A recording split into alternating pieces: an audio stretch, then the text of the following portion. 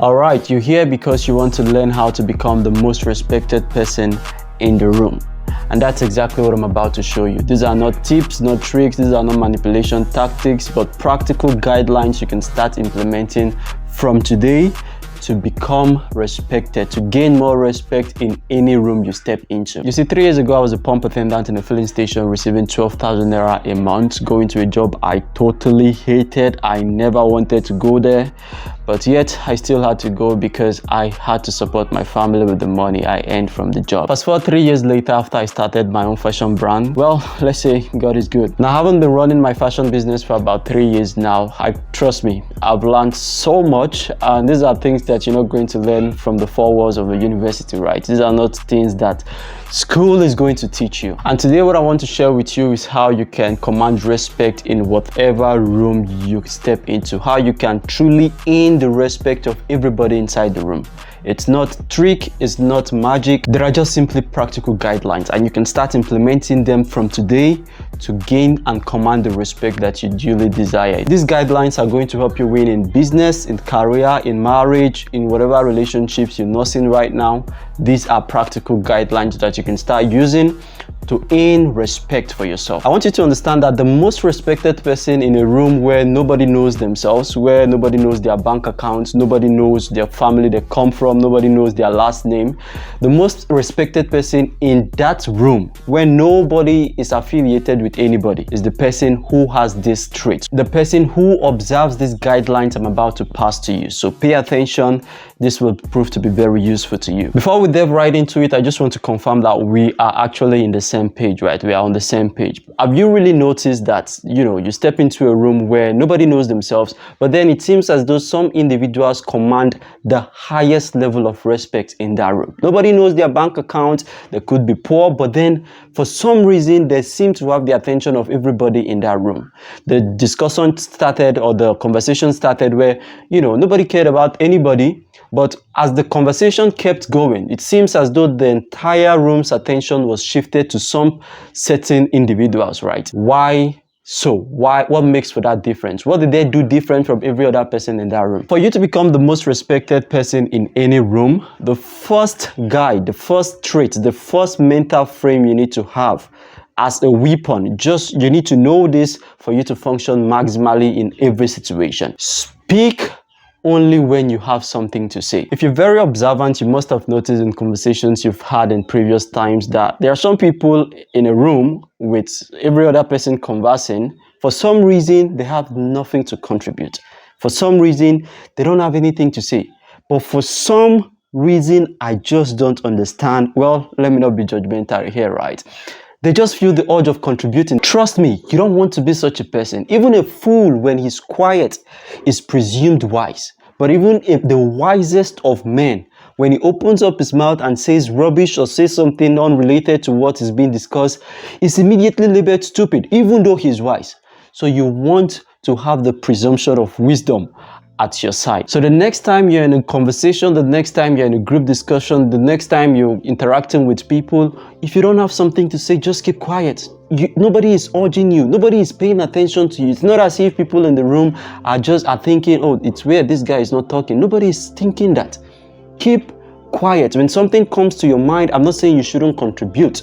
That's not what I'm saying. In fact, you should try to contribute in conversations, but only contribute when you've thought of what you're about to say, and in your head it makes sense. Don't just spill out words because they are flowing from your mouth, right? You shouldn't just vomit verbatim things that you're not even thinking of. You're just speaking, conveying nothing. There are people like that. I've witnessed this to a great degree myself, where I'm in a conversation and somebody is just making a contribution and I'm like, how does this even relate to what we're trying to talk about? How does this even make sense right now?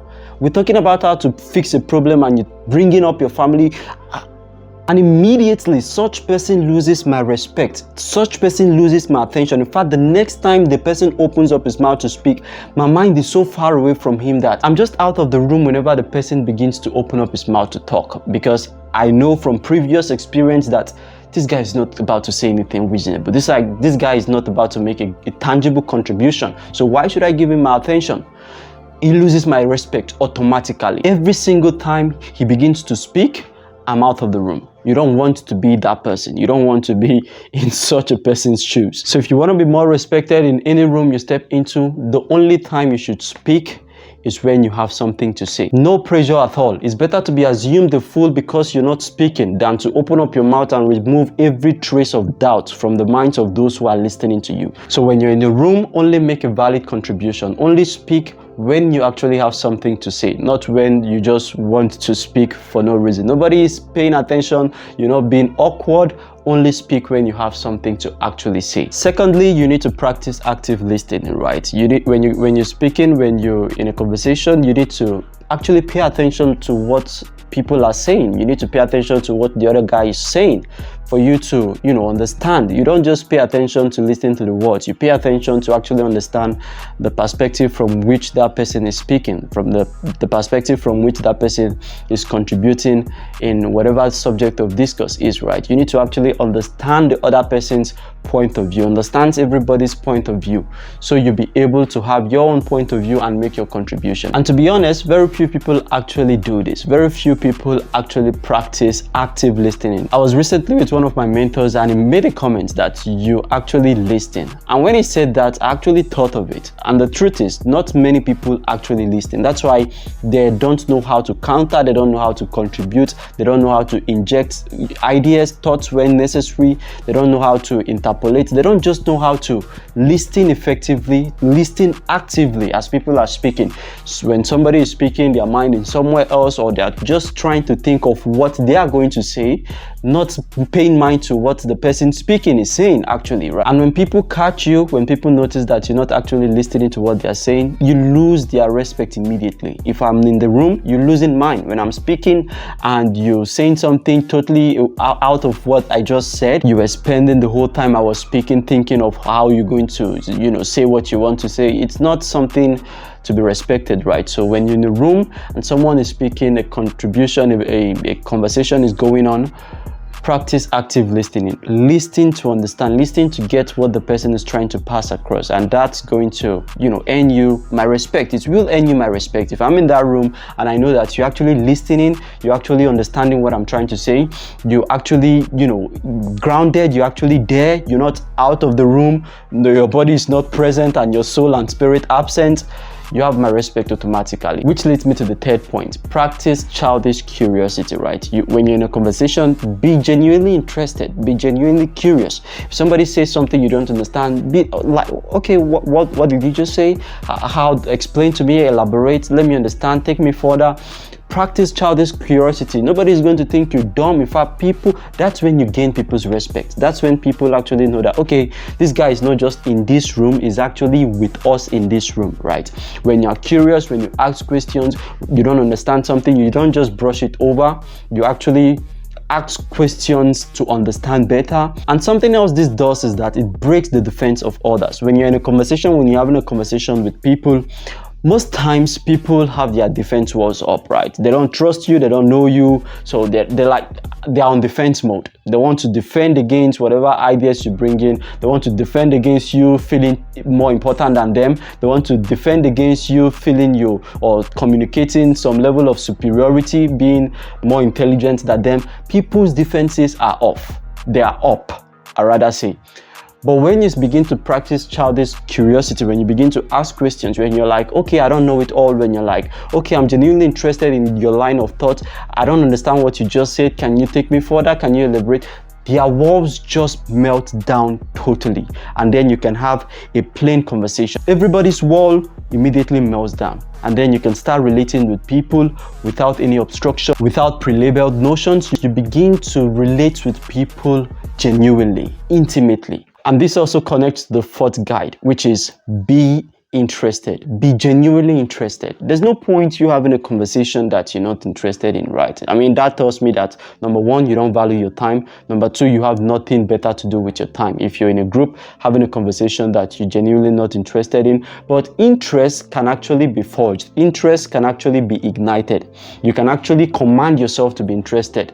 There are things that at first sight, you're not interested, but then if you settle it on yourself and say, okay, fine, let me learn as much as I can learn from this play out of event, from this discussion. You invest your interest consciously. Trust me, that's a new ball game. That's a new level of operation, right? For you to be interesting, be interested. If you want people to find you interesting in a conversation, don't just speak about yourself. Be interested in the other person. Be interested in what the other person is trying to communicate. Actually practice conscious interest in what the discussion is all about. Be vested. Invest your attention in what's going on. Understand exactly what everybody is trying to say. Be interested in this person's point of view. Be interested in this person's point of view.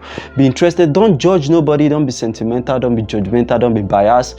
Don't be overly, yourself.